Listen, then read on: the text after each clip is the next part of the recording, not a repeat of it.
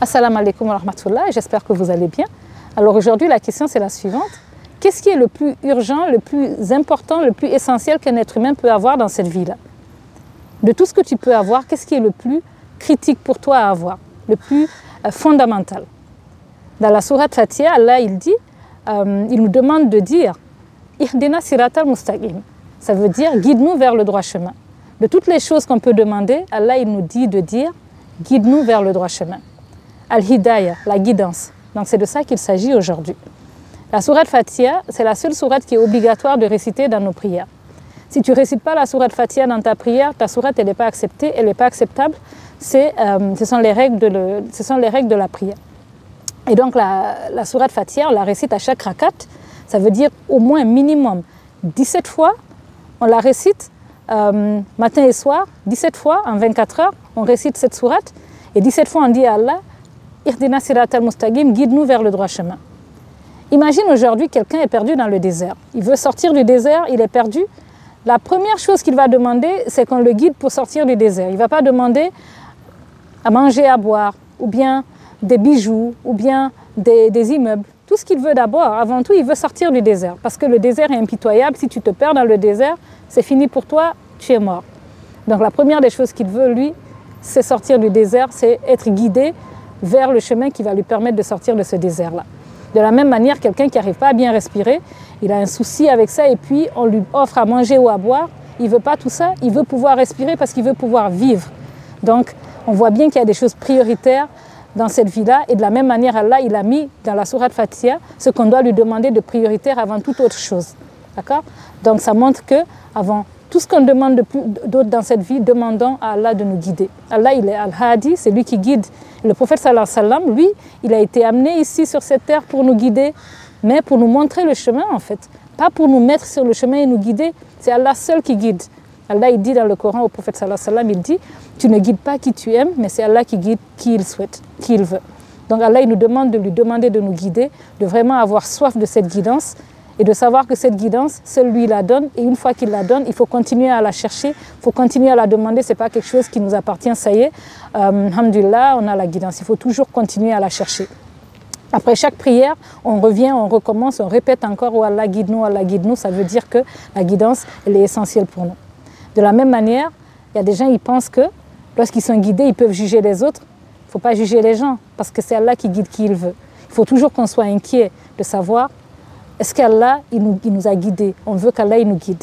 D'accord? Et quelque chose qui est important aussi, c'est savoir la différence entre la guidance et la connaissance. Il y a des gens, ils pensent que s'ils ont accumulé la connaissance, ça veut dire qu'ils sont guidés, alors que ce n'est pas la même chose du tout. Tu peux avoir quelqu'un qui est athée, qui ne croit même pas en Dieu, mais il fait des doctorats, il fait des études islamiques, mais il accumule la connaissance, il fait des études religieuses, même des études comparatives de religion. Il est très calé dans la connaissance, mais il n'a pas la guidance, parce qu'il ne croit même pas en Dieu. C'est un exemple. Ça montre qu'on peut avoir la connaissance sans avoir la guidance. Aujourd'hui, on a glorifié la connaissance. On pense qu'il faut accumuler la connaissance, et que c'est ce qui va nous accorder la guidance ou bien nous accorder ce qu'il faut pour aller au paradis. Ce n'est pas le cas. La guidance, la connaissance est importante. Si tu ajoutes à cela deux autres éléments. Le premier élément, c'est taqwa. Taqwa, la crainte d'Allah subhanahu wa ta'ala. Il faut que tu craignes Allah subhanahu wa ta'ala, il faut que tu aies conscience d'Allah dans ta vie, il faut que tu sois inquiet qu'Allah ne soit pas content de toi en fait.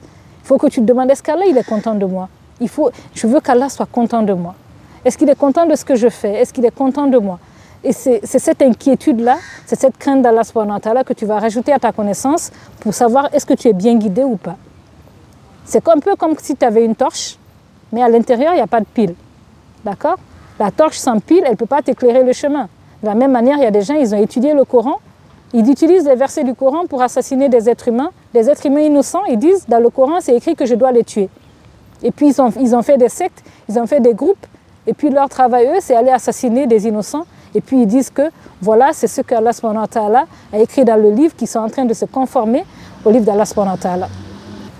De la même manière, on a des gens, ils ont mémorisé le Coran, ils ont traduit le Coran, ils comprennent ce qui est dans le Coran, mais si tu vois dans leur vie quotidienne, tu as des gens, ils trichent, tu as des gens, ils volent, ils mentent, ils font du mal aux gens autour d'eux, c'est des gens, tu ne peux pas leur faire confiance. Pourtant, on dit que lui, il est hafiz du Coran, il a mémorisé le Coran. Ce qui lui manque, c'est l'élément taqwa.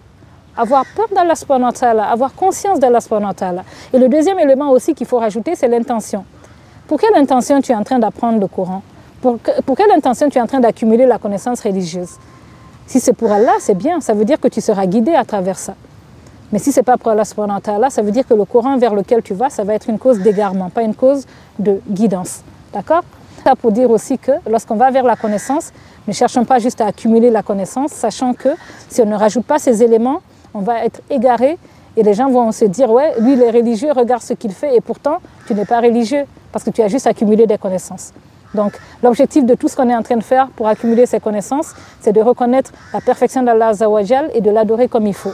Allah il nous apprend à faire des priorités, il nous apprend à choisir ce qui est plus important qu'autre chose. Donc dans le Coran, quand il dit dans la sourate Fatiha, « Ihdina sirata mustaqim », on a laissé toutes les autres choses de cette dunya, il nous dit de demander la guidance. Parce que tout ce qu'on peut demander d'autre, ce sont des choses périssables, ce sont des choses qui vont finir par finir. Mais la guidance, elle te permet d'arriver au paradis. Donc il faut qu'on ait aussi le sens des priorités dans cette vie-là.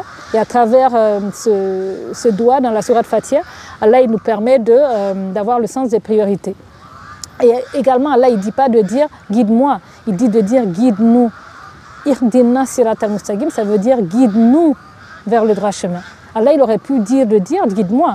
Mais ici, en disant « ihdina », guide-nous, Allah il est en train de nous pousser à penser aux autres, à prier pour les autres, à ne pas être égoïste en fait, à penser aux autres, à savoir qu'on ne peut pas vivre cette vie tout seul. Il faut qu'on prie pour nos frères, qu'on prie pour notre sœur. Si tu es arrêté avec quelqu'un et vous dites tous « ihdina siratal mustaqim », ça veut dire qu'on prie aussi pour la personne qui est à côté de nous. Tu dis « ihdina siratal mustaqim », tu viens de prier pour la personne qui est à côté de toi et la personne aussi vient de prier pour toi. Guide-nous vers le droit chemin. Donc vraiment, c'est des enseignements très importants qu'on tire de ce verset, de la sourate Fatiha.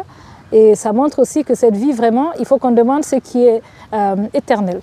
Quand on va arriver au paradis, Allah subhanahu wa ta'ala, il nous indique dans le Coran que les habitants du paradis, ils vont dire le doigt « Alhamdulillahi alladhi hadana li hadha wa ma kunna linahtadiya lawla an hadana Allah ». Ça veut dire, on est en train de remercier Allah, les gens du paradis sont en train de remercier Allah qui les a guidés jusqu'à arriver au paradis et ils sont en train de dire dans leurs doigts que « Oh Allah, si tu ne nous avais pas guidés, on n'aurait jamais été guidés ».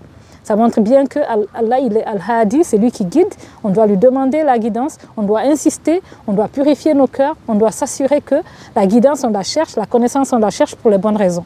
D'accord? Et également, pour dire que la preuve que ce sont les gens qui ont un taqwa également qui seront guidés. C'est dans le Coran, dans la sourate Baqara, là il dit, en parlant du Coran, au début de la sourate Baqara, il dit « Dalikal kitabu la rayba fi hudal lil muttaqin ». Ça veut dire, ce Coran, c'est le livre au sujet duquel il n'y a aucun doute. Hudan, ça veut dire un guide lil muttaqin pour les gens qui ont la taqwa. Donc c'est vraiment la preuve que si tu vas chercher la connaissance, rajoute dessus la taqwa, la crainte d'Allah subhanahu wa ta'ala, purifie ton cœur et sache que quand tu vas demander à Allah de te guider, quel que soit le niveau où tu es, quelle que soit la situation de ta vie, si tu lui demandes de te guider et tu as soif de cette guidance et tu prends le bon chemin, il ne va jamais, jamais ne pas répondre à ta prière. Donc Allah nous protège, qu'il nous permette d'être guidés par le Coran, de ne pas être égarés. Parce qu'il y a des gens, ils viennent vers le Coran et c'est dans le Coran qu'ils deviennent égarés en fait. Qu'Allah nous pardonne, qu'il nous protège de ça, qu'il nous sauve, qu'il nous permette de vivre cette vie et d'arriver au paradis en toute sécurité et qui nous permettent aussi de toujours comprendre que cette dunya, elle ne mérite pas et ne méritera jamais qu'on perde al-Jannah, le paradis. Assalamu alaikum wa rahmatullahi wa barakatuh.